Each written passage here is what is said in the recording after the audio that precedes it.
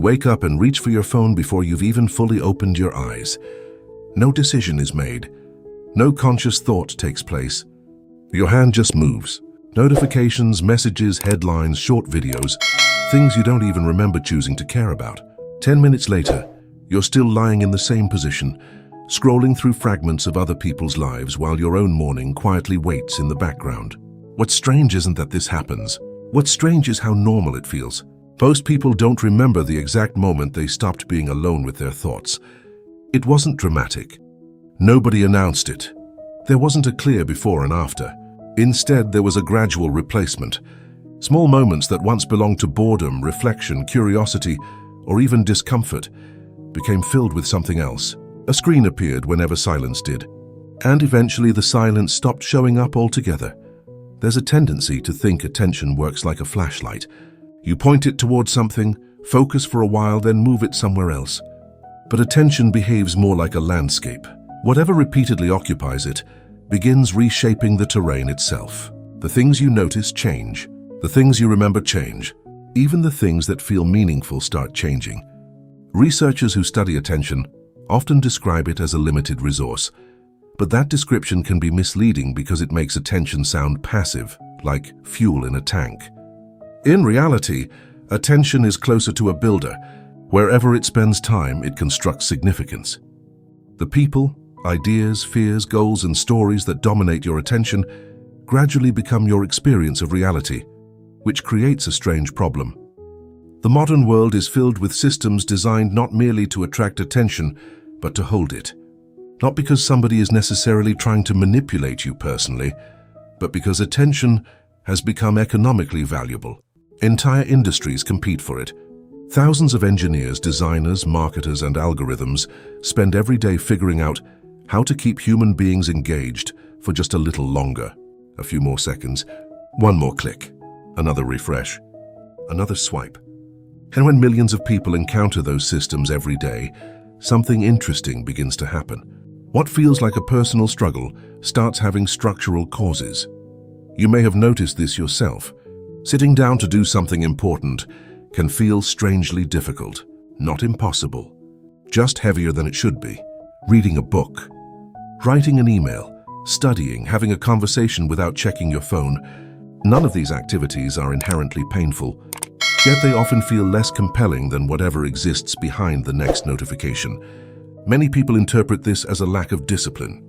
They assume something is wrong with them, that they should simply try harder. But the reality may be more complicated than that. There's a concept in psychology called variable reward. It's one of the reasons slot machines are so effective. The reward isn't predictable.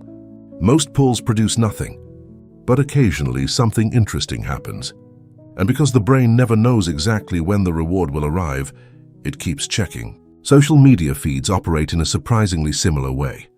Most posts aren't remarkable. Most messages aren't life-changing. Most notifications don't matter, yet occasionally something does. A funny video, good news, a message from someone important, a moment of validation. The uncertainty itself becomes compelling. The next scroll might contain something valuable, and that possibility keeps people returning. What's fascinating is that many people recognize this dynamic completely and still participate in it. Awareness alone rarely solves the problem. Knowing why something affects you doesn't automatically stop it from affecting you. Human behavior has never worked that way. People know junk food isn't ideal. They know procrastination creates stress. They know sleep matters. Knowledge and action often exist much farther apart than we'd like to admit. But beneath all of this sits a deeper question. Why are these distractions so appealing in the first place? The common explanation is entertainment. They're enjoyable, they're stimulating, and that's certainly part of it. Yet there may be another layer. For many people, constant stimulation functions as an escape from something less comfortable, not necessarily pain. Sometimes it's uncertainty, sometimes it's loneliness, sometimes it's the vague sense that there's something important they should be thinking about, but don't quite know how to approach. The distraction isn't always pulling them toward pleasure. Sometimes it's pulling them away from reflection. This becomes obvious during those rare moments when stimulation disappears. Waiting in line without your phone, sitting alone in a quiet room, driving without music, walking without a podcast. At first, there's often restlessness, a subtle itch, an urge to fill the space. And then, if the silence lasts long enough, something unexpected happens. Thoughts begin surfacing that were already there. Concerns, ideas, questions, memories, plans, things that had been waiting patiently beneath the noise. Many people discover that what they thought was boredom was actually the doorway to self-awareness.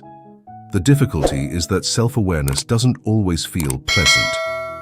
Sometimes it reveals contradictions we'd rather ignore, goals we keep postponing, relationships we've neglected, habits that no longer serve us. Reflection has a way of showing us realities that distraction temporarily hides, which may explain why endless stimulation can feel comforting, even when it leaves us strangely dissatisfied afterward. It postpones certain conversations we're having with ourselves, and yet despite all of this, the solution probably isn't what people imagine. The answer isn't throwing your phone into a lake or moving to a cabin in the woods.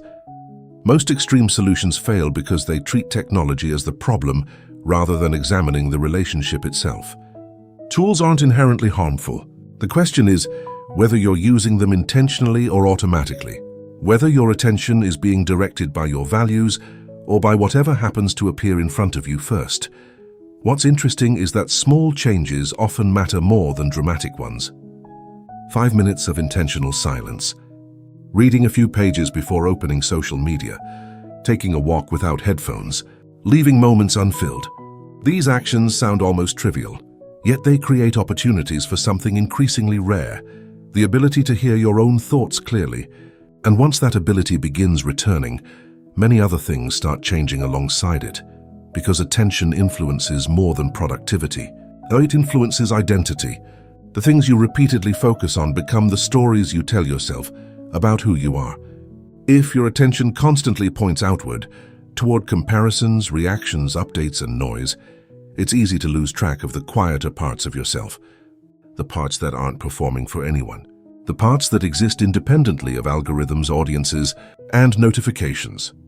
Maybe that's why so many people describe feeling exhausted, despite consuming more entertainment than any generation before them.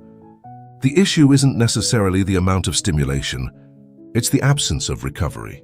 The mind, like any other system, occasionally needs space, not more information, not more input, just enough silence for things to settle. And perhaps that's the real challenge, not eliminating distractions entirely, but remembering that your attention is one of the few things in life that genuinely belongs to you. Every day, countless forces compete for it,